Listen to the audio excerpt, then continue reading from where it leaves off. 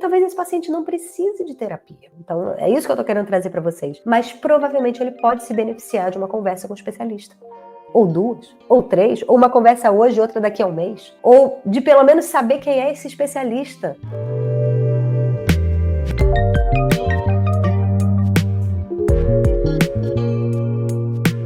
Toda quinta-feira, 7h30 estamos aqui. Se você ainda não está inscrito na lista do Café com TCS para receber toda semana o link da live, a programação, um resumão direto no seu e-mail, é só se inscrever gratuitamente, o link está aqui na descrição desse vídeo. Vem fazer parte desse grupo com a gente. Se você ainda não está inscrito nesse canal, se inscreva nesse canal. Combinado? Então hoje a gente vai falar especificamente de oportunidades para psicólogos. Como que a gente pode entender as diferentes ofertas de serviço na área da sexualidade como uma forma de você ampliar as possibilidades da sua clínica, ampliar as ofertas de serviço que você faz. Primeiro a gente quer viver de clínica, daqui a pouco a gente está vivendo de clínica. Não é que você não esteja vivendo, né? Mas está. E aí tem um outro lugar que a gente quer estar, que é viver de clínica e ter uma vida digna. E aqui eu estou falando de conta bancária, eu estou falando de tempo para você mesmo, eu estou falando de possibilidade de fazer um exercício, de ficar com seus filhos, sei lá, ter vida. E é nesse lugar que eu acho que as oportunidades que a gente vai tratar aqui se inserem. Que outras coisas você pode fazer no seu consultório que não são terapia, mas que vão usar o seu conhecimento para alguma coisa que vai servir para as pessoas que vão procurar ajuda com você. Muitas vezes as pessoas vão precisar de ajudas que não são terapia, mas que são altamente especializadas, que precisam do seu conhecimento. E isso, gente, na área da sexologia, tá mais do que documentado. Então, eu brinco que eu fiz pequena fortuna, né, no início da minha carreira, trabalhando de apoio de outros psis. Então, eles não sabiam falar de sexualidade, eles sabiam que eu falava desse assunto, a pessoa mencionava a sexualidade, ou eles suspeitavam que a pessoa tivesse qualquer questão de sexualidade, de orientação sexual, de problema no casamento. Eles diziam assim, vai marcar uma sessão com a Aline? Né? E aí eles vinham, e muitas vezes eram sessões únicas, ou 2, ou 3, ou 4, ou 10 que fosse. Né? Ou dali a pouco eu chamava parceria, mas eram intervenções que não necessariamente eram isso que a gente costuma chamar de terapia. Né? Eram intervenções com outros níveis de intensidade, em outras modalidades. Muitos pacientes da área da sexualidade não vão precisar de terapia toda semana. Posso, inclusive, dizer para vocês que a maior parte dos pacientes não se beneficia de terapia toda semana. Por quê? Porque, no início, muitas vezes sim. O que eu costumo combinar quando eu faço terapia, né? Que o paciente venha um pouquinho seguido, porque tem uma parte de psicoeducação, tem uma parte de acolhimento, às vezes tem muita queixa, às vezes a gente precisa fazer uma boa avaliação, para a gente dar uma limpada na casa, uma acalmada em todo mundo. Aí a gente vem seguidinho algumas sessões, sim. Mas depois, quando a pessoa começa a precisar, de alguma maneira, botar algumas habilidades em prática, nem todo mundo vai conseguir transar de uma semana para outra para fazer o exercício que eu pedi. Né? Então, são formatos diferentes que nós precisamos abrir a cabeça. Você consegue entregar ali uma intervenção psicoeducativa, ou às vezes de grupo de apoio, enfim, tem vários formatos que você pode pensar que tem respaldo na literatura. Grande parte do que a gente sabe de terapia sexual, não sei o que, foi entregue em grupo, né? Nos protocolos de pesquisa. E temos evidência de que isso melhora. Você pode treinar habilidade, treinar mindfulness, treinar habilidade de comunicação. Você pode ter o seu serviço de terapia e também ter o grupo que rola. Né? E é uma forma de diversificar. E nem todo paciente vai aderir ao grupo, nem vai precisar do grupo, mas muitas vezes vai sim se beneficiar do grupo. Ou um paciente que começa no grupo e aí você percebe que tem demanda para terapia e aí você vai formando ali, a gente vai falar muito disso hoje, um ecossistema de serviços.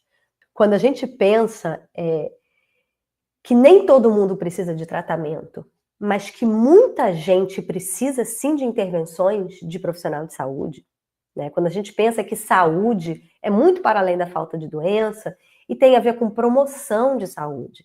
Então, quando a gente, por exemplo, fala para as pessoas fazerem mais exercício, eu não estou usando exercício para tratar a doença. Eu até posso fazer isso, mas eu não estou fazendo isso.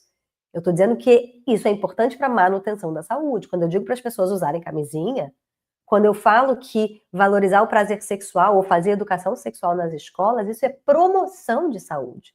porque a gente sabe que essas intervenções, elas promovem saúde, elas previnem doenças. Então, a gente tem a esfera da promoção de saúde, que é fundamental. Então, quando a gente fala de toda a questão do desenvolvimento psicossexual, e aqui, quando eu falo de desenvolvimento, gente, não é só criança e adolescente, não. As pessoas se desenvolvem em todas as etapas da vida. Alguém que está se desenvolvendo, criança, promoção de saúde, como que eu promovo saúde sexual para essas crianças? Como é que eu ensino elas higiene? Como é que eu ensino elas a se relacionarem de uma forma saudável? Como é que eu... E aqui eu posso vender programa para a escola, eu posso treinar professor, eu posso treinar pais, eu posso fazer orientação de pais, eu posso, enfim, trabalhar com grupos de habilidades com crianças um pouco mais velhas, né, de relacionamento saudável. Eu posso fazer uma série de intervenções aqui, tá? Tô só para contar algumas para vocês. Eu posso vender infoproduto para esses pais, eu posso vender infoproduto para professor, é ou não é?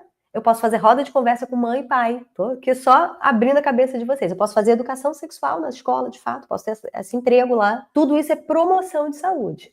Na adolescência, posso fazer também. Né? E aqui a gente já pode até ampliar. E aqui a gente vai falar de promover o que a gente sabe que é bom. Tá? Então, o que é bom na área da sexualidade? Crianças sexualmente funcionais, né? Educação sexual serve para isso, tá, gente? Para ensinar as pessoas a pensarem sobre a sexualidade de uma forma adequada, de uma forma realista, de uma forma que gere saúde, que gere satisfação, e não da maneira como normalmente a gente aprende. Eu vou falar de promoção de comportamentos saudáveis, eu vou falar de formas de se relacionar que são saudáveis, e aqui já entra a lógica da prevenção de violência. Então, promoção de saúde tem a ver com uma série de coisas que vão gerar melhores desfechos. Eu posso fazer isso em todas as etapas da vida. Eu posso pegar, por exemplo, uma gestante. Como é que eu promovo saúde sexual numa gestante ao longo da gestação? Como é que eu pego, por exemplo, um casal que está tentando engravidar, que está com dificuldade lá com a questão da fertilidade? Como é que eu vou fazer para promover saúde sexual, resiliência sexual para eles passarem por esse processo? Estão percebendo quantas ideias a gente pode ter? Tudo isso tem exemplo na literatura. Tem gente que faz isso, que trabalha com isso. Não estou inventando a roda aqui, tá? Estou mostrando para vocês que se eu tenho... Tá também documentado na literatura, tem de montão. As igrejas, por exemplo, fazem isso super bem. Curso de noivos. Né? Curso de noivos é o quê? Ensinando habilidades. Não estou aqui dizendo que precisa ser no contexto da igreja, você pode fazer. Né? Ensinando habilidades para pessoas que vão começar a vida sexual. Ensinando habilidades para pessoas que vão entrar no casamento. Tá? População LGBT. Como é que eu faço para promover saúde sexual, comportamentos saudáveis, prevenção nesse grupo? Como é que eu faço para eles terem saúde mental? Como é que eu faço para eles acharem suas redes de apoio? Eu posso fazer ações, estou aqui falando da prevenção, da promoção de saúde. Eu posso também começar a pensar em todos os desfechos negativos que a gente sabe que acontecem. E aí, o que seriam os desfechos negativos? É abuso sexual na infância, comportamentos violentos entre pares. Estou aqui pensando em termos de linha do tempo, tá? É iniciação sexual precoce, é consumo de pornografia cedo, não uso de camisinha, é pegar uma IST, é gestação prematura. E aí a gente vai, tá? E aqui eu estou falando de infância e adolescência, mas a gente pode pensar, por exemplo, em todas as etapas da vida. Então, assim, o que é prevenção? Se uma pessoa, um jovem, vai começar a vida sexual dele, como é que eu previno que ele faça uma iniciação sexual que vai aumentar muito a chance dele ter uma ejaculação prematura? E dali desencadear um ciclo que a gente sabe que vai virar uma disfunção. Ou dele começar a ter muita ansiedade de desempenho e já começar a usar uma medicação de forma recreativa, de forma a, né, ter mais segurança, como a gente vê hoje em dia os jovens abusando de medicação para ereção sem nenhuma indicação, né, para lidar com a própria ansiedade de desempenho. Como é que eu faço, por exemplo, para ajudar jovens a lidarem com as possibilidades de ser expostos à pornografia ou crenças, né, distorcidas sobre sexualidade que eles estão expostos o tempo inteiro na mídia, nas redes sociais, nos grupos de amigos. Tudo isso aqui é ação de prevenção. Como é que eu faço as pessoas usarem camisinha? Eu posso pensar em prevenção também nas diferentes etapas da vida. Eu estava falando da gestante. Como é que eu previno que uma gestante vá ter disfunção sexual? A gente sabe tudo o que vai acontecer, que vai fazer ela provavelmente ter um risco aumentado de ter disfunção sexual ali no pós-parto puerpério. Como é que eu faço para prevenir? Se eu já sei os fatores de risco? Será que eu consigo pensar no meu consultório Então, assim, vai pensando nos pacientes que vocês têm. Se eu tenho uma paciente que está entrando na menopausa, eu tenho um casal que está indo morar fora. A gente sabe que isso impacta a vida. Ou eu tenho um casal que um dos dois vai morar longe. Será que não vale a pena a gente fazer umas sessões sobre sexo? Porque como é que eles vão fazer com isso? Né? Como é que isso vai impactar? Aí eu tenho uma pessoa que está começando a tomar um antidepressivo. A gente já sabe que isso vai gerar, provavelmente, alteração na função, na resposta sexual. Será que não valia aqui trazer esse assunto? Será que não seria possível gerar uma intervenção específica? Né? Então imagina um psiquiatra, imagina a vida do psiquiatra que pudesse não só encaminhar os pacientes dele para você fazer terapia, enfim, mas que também pudesse mandar para você os pacientes dele que estão tomando psicofármaco, para você fazer uma sessão onde você vai abordar a questão da sexualidade, onde você vai escalonar o risco dessas pessoas terem uma disfunção sexual, onde você vai ver se eles precisam de alguma intervenção nesse sentido, vai já ser uma ponte, né, onde esse paciente pode ser que naquele momento ele não tenha queixa, mas daqui a um mês ele tem, ou daqui a 6 meses ele tem, ele já sabe quem ele vai procurar. Pode ser que você tenha, como a Gils tem, um grupo, onde ela vai fazer, sei lá, uma vez por mês, um grupo de psicoeducação sobre disfunção sexual em quem tem depressão. Onde essas pessoas pudessem, imagina, todos os psiquiatras da sua cidade pudessem encaminhar os pacientes dele para você fazer esse serviço, que é um serviço que você pode marcar na hora que melhor te convier. A gente está aqui falando de uma forma de entender saúde, que é o modelo escalonado de cuidados, que vai falar de que o cuidado, ele vai ser o cuidado que aquela pessoa precisa naquele momento. Então, quando a gente fala de modelo escalonado de cuidados, a gente está falando que saúde é tratamento, claro, mas é também promoção de saúde, prevenção e intervenção precoce. E talvez esse paciente não precise de terapia. Então, é isso que eu estou querendo trazer para vocês. Mas provavelmente ele pode se beneficiar de uma conversa com um especialista. Ou 2, ou 3, ou uma conversa hoje e outra daqui a um mês. Ou de pelo menos saber quem é esse especialista. Então, assim, na primeira falha sexual, a gente pode fazer uma intervenção precoce. A gente pode fazer prevenção disso. Se a gente, por exemplo, estiver atendendo um homem e puder trazer esse assunto. Então, quando a gente conhece a literatura, quando a gente conhece como as coisas se dão, a gente consegue planejar possibilidades de intervenção para além do tratamento em si. A gente consegue prevenir que as coisas aconteçam, né? A gente consegue promover saúde. O primeiro contato dela com o serviço de saúde pode perguntar, oferecer. Você gostaria de conversar com alguém? Pode ser uma primeira conversa, ou pode ser uma roda de conversa, ou pode ser um produto online que você tem. Olha, tem um curso de sexualidade em pacientes com câncer, como lidar com isso, que vai ser muito informativo para você, que vai ser super importante. É um curso online que fulana vende. É ou não é?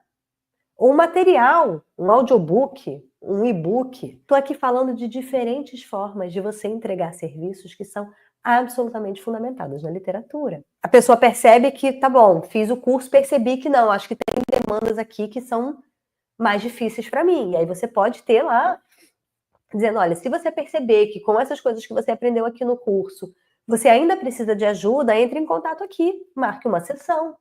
Uma sessão. Não é a decisão da pessoa fazer terapia ad infinitum toda semana. Entendeu? É uma sessão. Aí ela vai marcar a primeira sessão. E nessa primeira sessão você vai fazer uma boa avaliação do que está acontecendo e vocês juntos vão pensar se essa pessoa precisa de outra sessão. Estou aqui falando, gente, da gente pensar em dar autonomia para o indivíduo, em colocar o nosso paciente um pouco mais no controle das possibilidades de serviço que ele vai aderir. Porque raras pessoas vão precisar de terapia sexual. E raros são os profissionais realmente formados em terapia sexual que vão dar conta. Mas a demanda na área da sexualidade é enorme, é múltipla, é diversa, é em todas as etapas da vida, nos mais diferentes ofertas de serviço. Então, quem tem conhecimento em sexualidade, gente, vai desde chá de lingerie até tratamento de disfunção sexual, onde você quiser atuar. Da criança ao idoso, da doença ao curso de noivos. Vocês percebem que é muito mais possível a gente ampliar a nossa clínica quando a gente não está falando só de tratamento.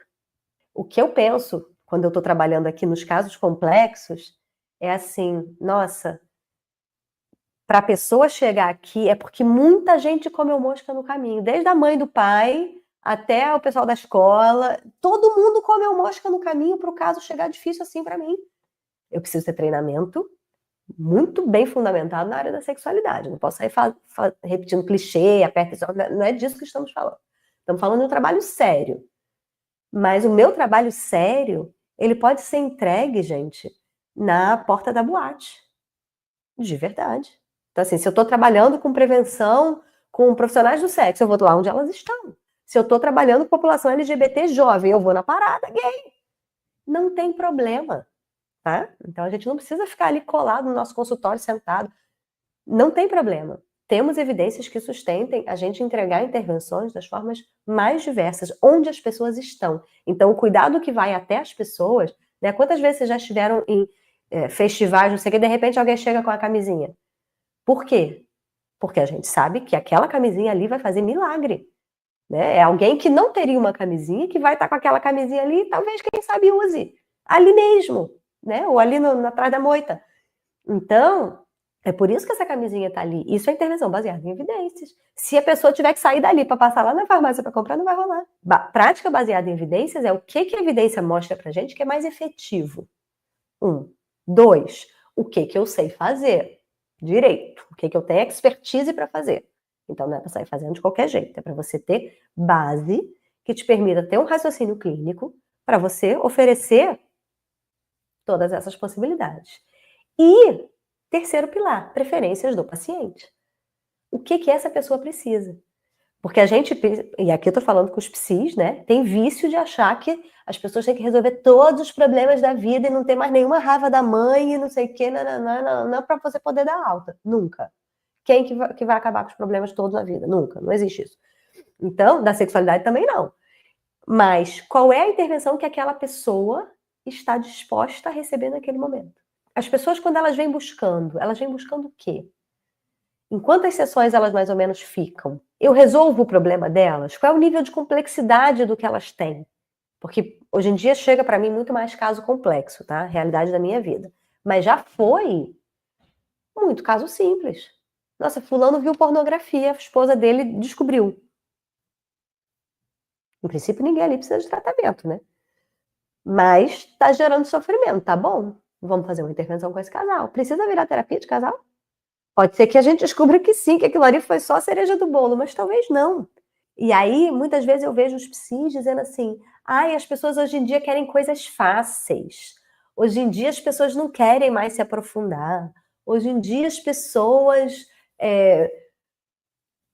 querem resultados rápidos. Com certeza. Mas com certeza. E é assim. Então, o que a gente tem que fazer? A gente tem que entregar o que as pessoas precisam. Isso é prática baseada em evidência, gente. Então, a gente precisa ter uma gama de possibilidades para oferecer, mas, de novo, para isso você precisa ter, às vezes, para oferecer o simples, você precisa ter mais segurança na tua formação. Você precisa ter mais conhecimento, às vezes, para conseguir saber que aquele paciente ele não precisa de terapia. Que em poucas sessões você consegue desenhar uma história ali que vai funcionar para ele. E é esse paciente que vai achar que você opera milagre. Porque imagina só, a pessoa achava que a vida dela tinha acabado porque ela casou virgem e aí chegou lá, doeu. Achou que, tipo assim, deu tudo errado na minha vida. Aí você chega lá em poucas sessões consegue resolver a vida dessa pessoa. Você acha que vão vir quantas amigas? Então é disso que a gente está falando, né? De realmente gerar soluções para a vida das pessoas. E isso aqui, assim, não é marketing, tá? Do tipo, vou resolver. Não é disso. Não quero captar o paciente. Eu quero, de fato, poder pegar pessoas em diferentes estágios de prontidão. Vocês conhecem o modelo transteórico de mudança? A base do que eu estou dizendo aqui é o modelo transteórico de mudança. Tem gente que está muito disposto a entrar de cabeça no negócio. Tem gente que só está começando a vislumbrar que aquilo talvez seja um problema. Você precisa ter oferta de serviço para todos eles. Aqui, gente, a gente está falando de educação sexual, de psicoeducação sobre queixa sexual, de sessões pontuais, de intervenções breves, de autoajuda guiada, programas online. Então, você pode fazer programas online. Melhor, eu tenho várias alunas. Melhore a sua vida sexual, lide melhor com o seu casamento, reconecte. Tem várias alunas do time TCS que têm programas online, que estão fazendo, né, com diferentes formas de entrega, coisas em texto, coisas em vídeo, coisas presenciais, coisas síncronas pela internet. Enfim, e aí cada paciente vai se encaixar melhor num tipo de serviço.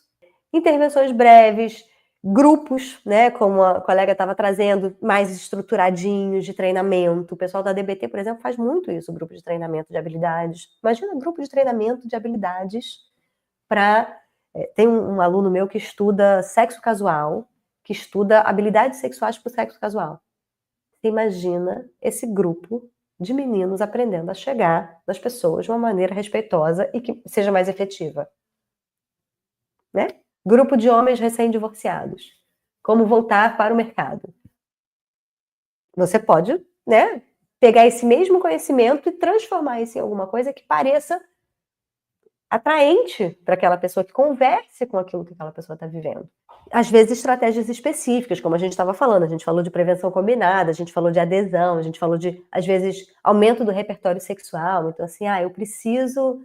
nosso sexo está ruim, a gente percebe que precisa aumentar o repertório sexual. Você pode fazer, né, uma intervenção específica com aquele casal, às vezes voltada para aquele casal, algumas sessões. O pessoal do Tantra faz muito isso, né? Pega um casal e vai junto com esse casal ali, às vezes uma semana inteira, ou várias sessões, para que eles possam ir ganhando algumas habilidades. O que é isso? São treinos de habilidades. Se a gente consegue encaixar na teoria, não estou falando para você pedir para o seu estrategista de marketing desenhar a sua oferta de serviço. Eu não estou falando disso. Estou falando para você organizar, baseado em teoria, baseado no modelo escalonado da Organização Mundial de Saúde, baseado na literatura da área da sexualidade, múltiplas ofertas que você pode fazer com o seu conhecimento, com o conhecimento que às vezes você já tem. Se eu tenho uma oferta mais diversificada de serviços, talvez eu não precise trabalhar tantas horas.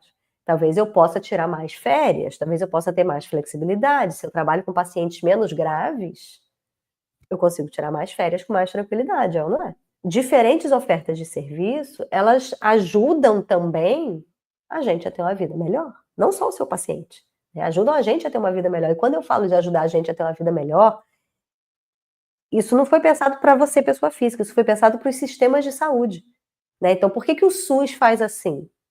Porque é a melhor otimização do recurso. Então, se esse vídeo, se essa aula fez sentido para você, já comenta aqui embaixo. Eu quero ouvir os comentários de vocês sobre isso. Eu sei que esse é um tema, às vezes, um pouco polêmico, principalmente para os psis, por isso que eu fiz essa aula especificamente falando para os psis, né? Para a gente poder, às vezes, questionar alguns mitos que são da nossa área, alguns engessamentos que a gente tem, gente, que não são baseados em evidência, que às vezes atrapalham a gente de poder cuidar das pessoas de uma forma adequada. Então, quero muito saber como é que vocês estão pensando sobre isso, tá? Se você ainda não está inscrito nesse canal, se inscreva nesse canal, ativa as notificações. A gente está, né, pensando aí vários vídeos que vão começar a chegar, o canal está crescendo a beça, então se inscreve aí no canal, tá? E se você ainda não é meu aluno e quiser dar os seus próximos passos em direção a uma formação na área da sexualidade, confere lá a minha oferta de cursos. Eu tenho cursos dos mais diferentes níveis que vão te ajudar a ganhar essa habilidade e poder trabalhar de uma forma séria, ética, científica com esse mercado que é infinito.